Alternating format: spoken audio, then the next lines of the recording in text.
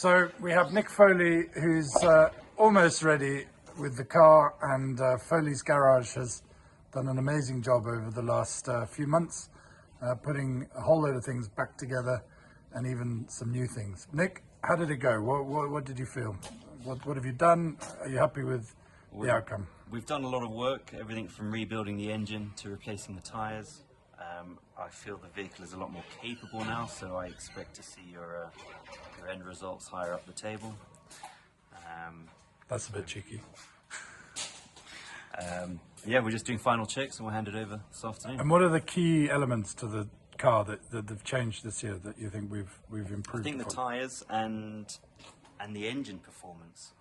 It should give you good power throughout the whole day and more reliability. On the electrics.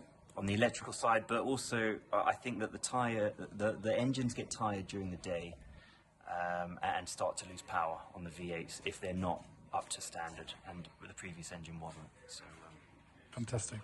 Well, thank you for all you've done. It's a great job. Lovely to see the car looking fresh and new. Good luck.